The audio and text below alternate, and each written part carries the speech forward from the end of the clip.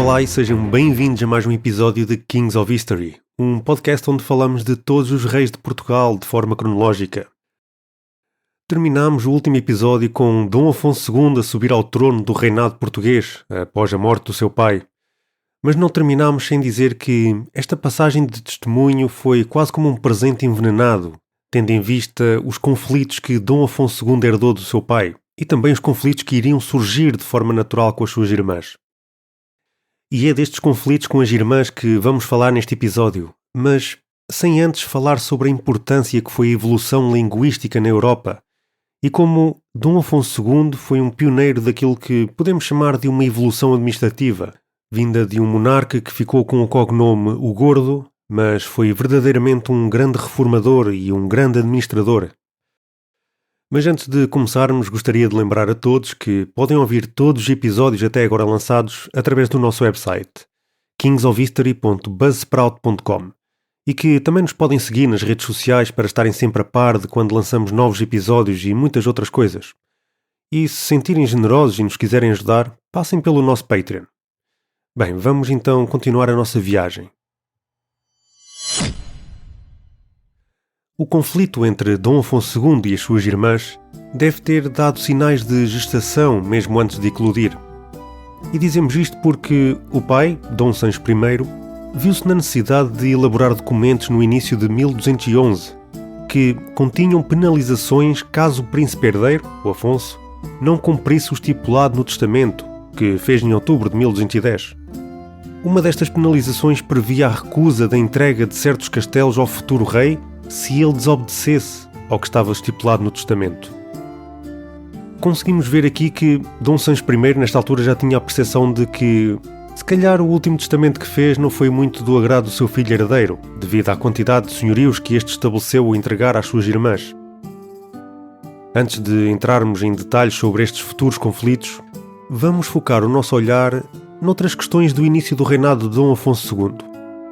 Como dissemos no episódio anterior, este casa-se no ano de 1208, com a sua prima, Dona Urraca de Castela, e ainda antes deste subir ao trono em 1211, viu nascer o seu filho primogênito e primeiro herdeiro entre os finais de 1209 e inícios de 1210, chamado de Sancho, em homenagem ao seu avô.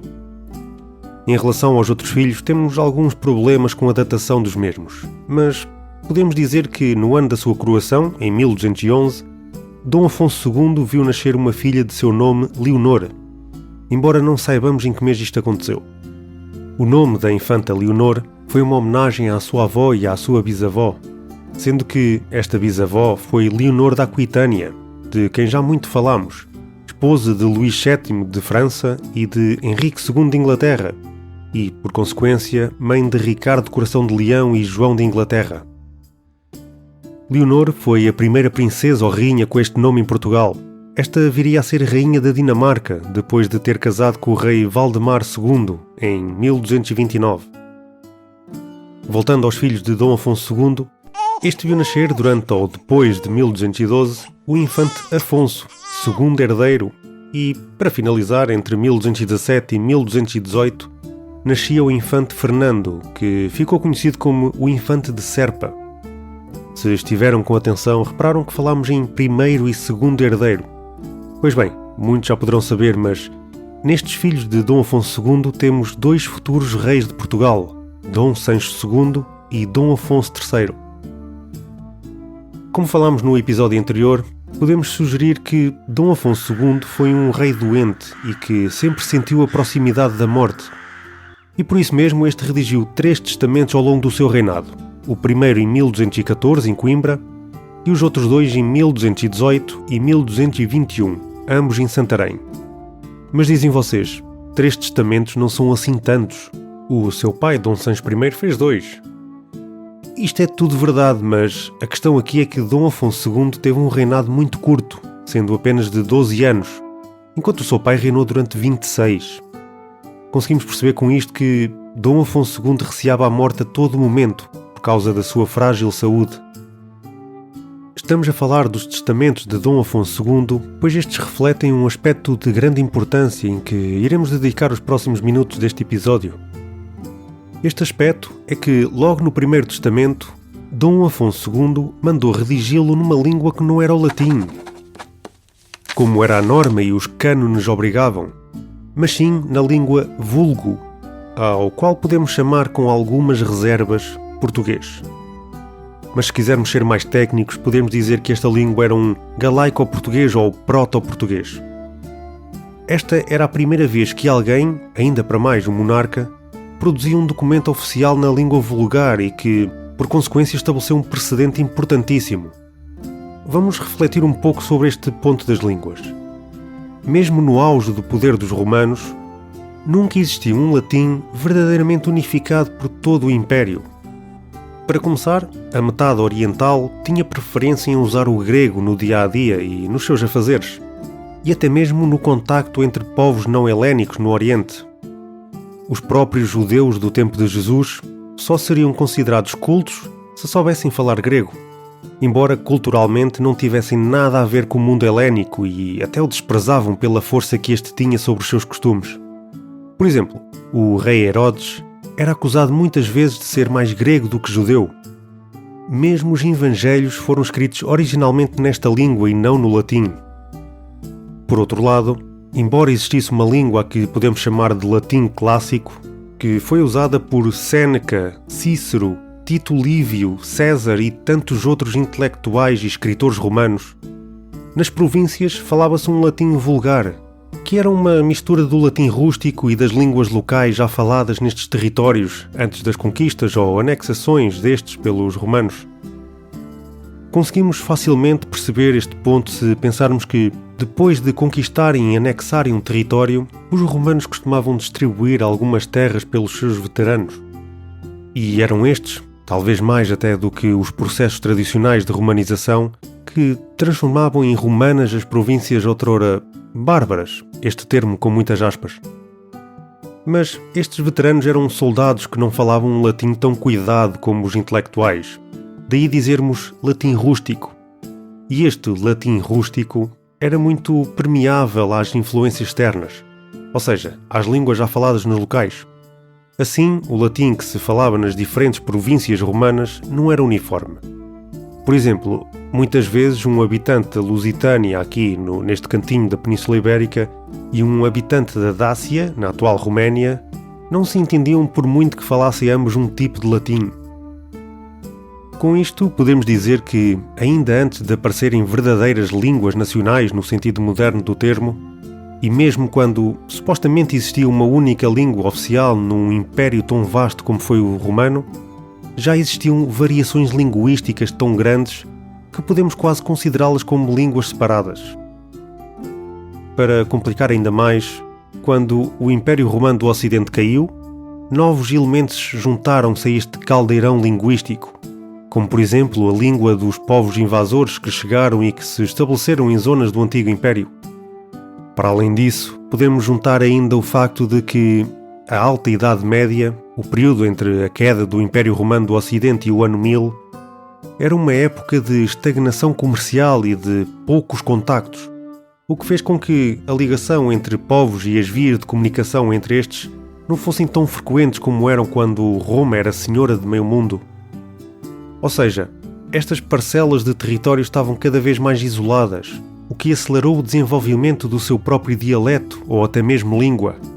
E, no ano 1000, podemos dizer que, em muitas partes da Europa, cada terra tinha o seu dialeto, que variava ligeiramente da terra vizinha. Ou seja, ao avançar por estas terras, percebíamos que a língua se ia alterando cada vez mais à medida que íamos avançando fisicamente, chegando a um ponto em que a língua da terra de partida e a de chegada já não eram a mesma.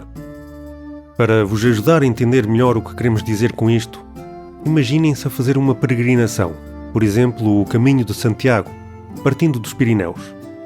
Dos Pirineus a Santiago de Compostela passam por muitas povoações.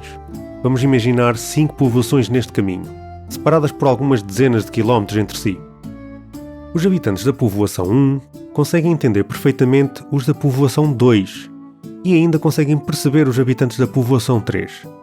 Mas agora, se avançarmos mais um pouco, encontramos a povoação número 4, cujo idioma seria muito mais difícil de entender para os habitantes da povoação 1, mas ainda conseguiam ser entendidos, mesmo que não totalmente, pelos habitantes da povoação 2.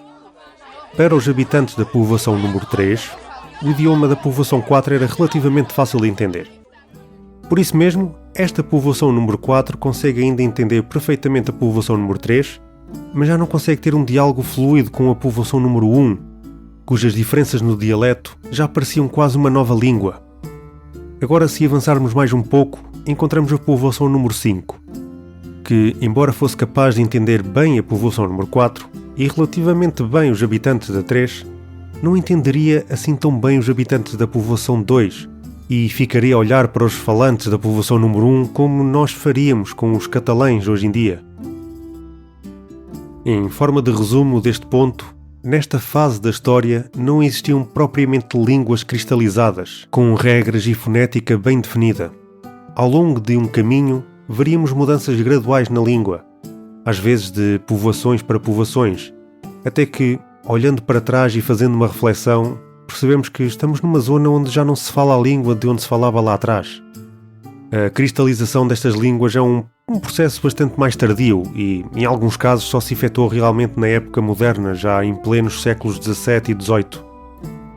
Dito isto, temos de perceber que, no caso português, assim como nos outros reinos peninsulares, a Reconquista ajudou a estabelecer uma certa uniformidade linguística, pelo menos quando comparado com outros pontos da Europa. Isto porque, com a conquista de novas terras, existia um fluxo de imigrantes vindos do norte para ocupar e povoar os novos territórios conquistados, trazendo consigo a sua forma característica de falar e impondo-a em grande medida aos habitantes que ali pertenciam. No caso português, o galaico-português do norte impôs-se em Coimbra, e mais tarde ao sul do país, e, apesar das variações da língua, sobretudo nas terras junto da fronteira com os leoneses e galegos, existia um certo nível de entendimento entre as várias partes do território. Este galaico-português, que derivou do latim vulgar e evoluído ao longo da Alta Idade Média, já tinha muitos mais traços do português moderno do que do latim antigo, embora ainda fosse uma amálgama de termos meio hispanizados, latinizados e aportuguesados. No meio deste grande caldeirão de línguas e de idiomas, apenas uma instituição tentava manter a ordem: a Igreja. A Igreja foi desenvolvendo ao longo dos séculos a sua própria variante do latim, o latim eclesiástico, que os membros da Igreja sempre gostaram de acreditar que era o original, mas que os estudos linguísticos modernos provaram que não era assim. De facto, o latim eclesiástico é uma evolução do latim clássico, com influências do italiano antigo. E sim, é a forma mais aproximada do latim clássico original, o que fez dela a principal ferramenta que os linguistas modernos usaram para reconstruir a língua falada na Roma Imperial. Mas, repetimos, o latim eclesiástico não é exatamente igual ao latim clássico, sobretudo quanto à fonética. Ora, nesta plena Idade Média que florescia a cada ano com a criação de novas universidades ou com a publicação de um novo compêndio sobre uma área qualquer do saber, fez-se um esforço colossal para manter o latim relevante, pois era a única forma que os intelectuais tinham de se fazer entender entre si, mesmo que fossem de outras partes da Europa. A produção de livros era cara, pois eles eram todos manuscritos, e as traduções eram um esforço muito grande e dispendioso, que se fazia principalmente com as obras árabes e gregas em cidades como Toledo, Roma ou Bolonha. Podemos ver nesta universalização do latim um paralelismo com o uso do inglês atualmente para os círculos académicos contemporâneos. E claro está, o domínio do latim era só por si uma marca social e de poder. Apenas aqueles que verdadeiramente estudaram sabiam ler, e, mais difícil ainda, escrever em latim. E estes eram poucos. Olhando agora para as chancelarias dos reinos, manter o latim como língua oficial dos documentos servia vários propósitos e promovia vários interesses, mas nenhum outro como o da Igreja. Isto era uma forma de os Estados se manterem como que sob a alçada e influência eclesiástica. Depois de tudo isto, podemos finalmente voltar a Dom Afonso II e perceber porque é que toda esta informação é necessária para compreendermos esta aproximação deste rei. Dom Afonso II foi pioneiro na Europa de então a perceber o interesse da Igreja em ter os documentos das chancelarias de cada reino em latim e também a tentar desembaraçar-se desta influência. E fê-lo primeiramente com um documento tão importante que, caso as suas disposições fossem violadas, traria sanções civis e espirituais para os transgressores. Um testamento. Pensemos, um testamento não era um documento trivial, tal como não é hoje. Este manifesta as últimas vontades de uma pessoa e, à falta do seu testemunho direito e da sua palavra, as palavras ali contidas são consideradas como se diretamente da pessoa falecida. Servia e serve como vínculo legal e obrigação moral para que estas vontades fossem e sejam aplicadas. Ora, retirar à Igreja esta primazia, simplesmente mudando a língua em que o testamento era escrito, como fez Dom Afonso II, era um passo genial, mas também uma forma de hostilidade aberta contra a Igreja. Para além desta questão da Igreja, Dom Afonso II corria o risco de cair no ridículo, porque, na época, existia a ideia, um pouco por toda a Europa, de que as línguas vulgares eram indignas de serem escritas e até sujas do ponto de vista lexical e gramatical. Veremos mais à frente porque é que, provavelmente, Dom Afonso II não se importou de cair neste ridículo e de afrontar a poderosa Igreja. Mas por agora apresentamos resumidamente a razão. A coroa estava novamente em conflito com a esfera eclesiástica. Podemos dizer, tal pai, tal filho. Vamos avançar para outro tema. No dia 26 de maio de 1211, era emanada uma bula papal que, entre outras coisas, confirmava que a alma de Dom Sancho I estava em paz.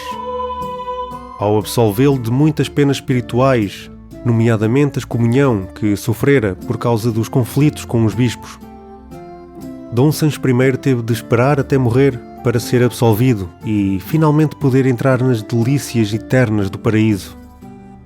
As relações com os bispos de Coimbra e do Porto pareciam entrar na normalidade, mas isto seria por pouco tempo.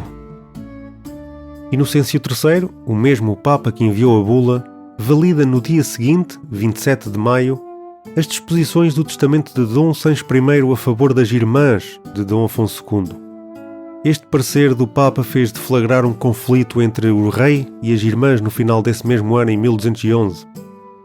Dom Afonso II mal teve tempo para respirar depois de subir ao trono, visto que nem 2 meses foram precisos para ter a confirmação de que a sua relação com as irmãs não iria ser fácil. Não é possível dizer com exatidão, mas entre abril e junho de 1211 terá sido feita uma reunião da Cúria em Coimbra.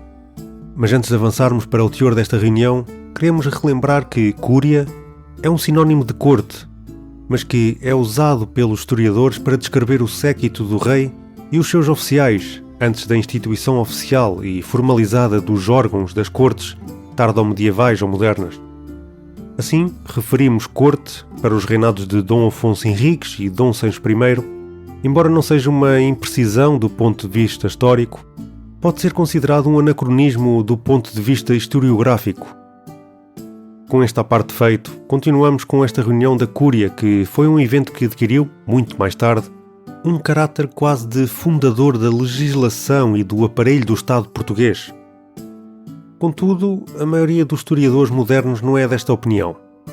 Acreditava-se que foi ali que se redigiram as primeiras leis importantes do reino, passando a limitar ou a eliminar as leis fundadas nos usos ou costumes. Mas esta reunião da Cúria não parece ter sido tão extraordinária assim como Herculano e outros chegaram a escrever, uma vez que, provavelmente, reuniões da Cúria daquele género eram uma coisa mais comum do que se pensa e teria acontecido várias vezes antes. Reunir num órgão consultivo os mais importantes nobres, os prelados mais notórios e os abades das maiores instituições, bem vistas as coisas, talvez não fosse assim tão fora de normal. E o corpo de leis produzido aí e confirmado por fontes do século XIV e XV pode ter sido o mais antigo que foi preservado para o futuro, mas pode não ter sido o primeiro. Seja como for, ainda estamos longe das famosas e célebres Cortes de Leiria de 1254, nas quais, pela primeira vez, temos uma presença alargada das 3 classes sociais com a inclusão de representantes das mais importantes cidades e vilas do reino. Portanto, se tivermos de resumir a importância e o propósito desta reunião que se deu em Coimbra, podemos afirmar que teria como principal objetivo reafirmar a unidade do reino, sanar os conflitos que deflagraram durante o final do reinado do seu pai, Dom Sancho I, e reafirmar o papel do rei como cabeça e principal autoridade do reino. Para tal, dedicou-se, entre outras coisas, à produção de algumas leis que foram recicladas em épocas posteriores e incluídas nas ordenações que outros reis produziram.